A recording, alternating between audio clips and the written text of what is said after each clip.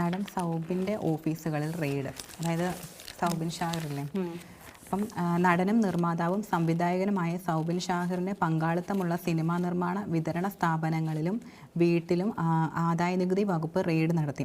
Cinema നിർമ്മാണത്തിനുള്ള പണത്തിൻ്റെ സ്രോതസ്സ്, പണമിടപാടുകൾ എന്നിവ പരിശോധിച്ചു.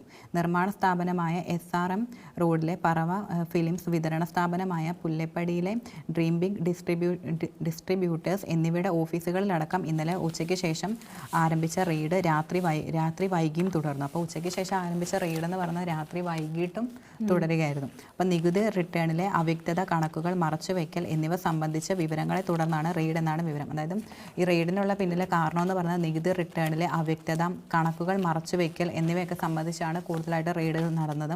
പറവ ഫിലിംസ് നിർമ്മിച്ച മഞ്ഞുമൽ ബോയ്സുമായി ബന്ധപ്പെട്ട് ഉയർന്ന പരാതിയുടെ തുടർച്ചയാണ് റെയ്ഡ് എന്ന് സൂചനയുണ്ട്. അപ്പം മഞ്ഞുമൽ ബോയ്സിന്റെ ആ ഒരു സമയത്ത് ഭയങ്കരമായിട്ടും വിവാദമായിരുന്നു. അപ്പം അതിനെ തുടർന്നാണ് ഈ റെയ്ഡെന്നും സൂചനകളുണ്ട്. പിന്നെ മഞ്ഞുമൽ ബോയ്സിൻ്റെ നിർമ്മാണത്തിന് നൽകി 7 കോടി രൂപയും ലാഭവിഹിതവും തിരിച്ചു നൽകിയില്ലെന്നും അരൂർ സ്വദേശി സിറാജ് വലിയ വീട്ടിൽ പരാതി നൽകിയിരുന്നു. അതെ, അപ്പം നിർമ്മാണത്തിന് നൽകി 7 കോടി രൂപയും ലാഭവിഹിതവും തിരികെ നൽകിയില്ലെന്ന് അരൂർ സ്വദേശിയായ സിറാജ് വലിയ വീട്ടിൽ പരാതി നൽകിയിരുന്നു. അപ്പം 40% ലാഭവിഹിതം ഉൾപ്പെടെ വാഗ്ദാനം ചെയ്തതിനാലാണ് തുക നൽകിയത്. അപ്പോൾ ഇയാൾക്ക് 40% ലാഭവിഹിതം ഉൾപ്പെടെ വാഗ്ദാനം ചെയ്തതുകൊണ്ടാണ് ഇയാൾ തുക നൽകിയത്. പക്ഷെ അത് തിരികെ കൊടുത്തില്ല. അപ്പോൾ സിനിമ വൻ വിജയം നേടിയെങ്കിലും തനിക്ക് ഒരു രൂപ പോലും നൽകിയില്ലെന്നായിരുന്നു സിറാജിൻ്റെ പരാതി. പോലീസ് നടത്തിയ അന്വേഷണത്തിൽ ഇക്കാര്യം സ്ഥിരീകരിക്കുകയും ചെയ്തിരുന്നു. സിനിമാ നിർമ്മാണത്തിന് കള്ളപ്പണം വിനിയോഗിച്ചെന്ന സംശയത്തിൽ EDയും അന്വേഷണം നടത്തുന്നുണ്ട്. സൗബിനെ ED ചോദ്യം ചെയ്യുകയും ചെയ്തു. അപ്പം അതൊക്കെ കാണിക്കുന്ന ഏറ്റവും വലിയ മോശമായിട്ടുള്ളൊരു കാര്യമാണ്.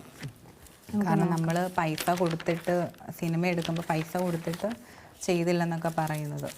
കാരണം അവർ വിശ്വസിച്ചായിരിക്കും സിനിമയ്ക്ക് വേണ്ടിയിട്ട് എത്രത്തോളം പൈസ മുടക്കി എത്ര പേര് പ്രവർത്തിച്ചാലാണ്. അപ്പോൾ അതിന് ഇങ്ങനെയുള്ള ഒരു ഇതൊക്കെ മറ്റ് സിനിമ പ്രൊഡ്യൂസ് ചെയ്യുന്നവരെയൊക്കെയാണ് അതെ ബാധിക്കുന്നത്. കാരണം അവർ അത്രയും വിശ്വസിച്ചായിരിക്കും. എന്നിട്ട് 1 രൂപ പോലും അത്രയും. അത് മാത്രമല്ല, മഞ്ഞുമൽ ബോയ്സ് നല്ല ഹിറ്റായ മൂവിയായിരുന്നു. അപ്പം അതുപോലെ ലാഭം അതിന്, അപ്പം അവരെത്ര മുടക്കിയോ അതിൻ്റെ ഇരട്ടി ലാഭം അതിന് കിട്ടിയിട്ടുണ്ട്. നല്ല ഹിറ്റായ മൂവിയായിരുന്നു. എന്നിട്ട് 1 രൂപ പോലും അദ്ദേഹത്തിന് കൊടുത്തില്ലെന്നാണ് പറയുന്നത്.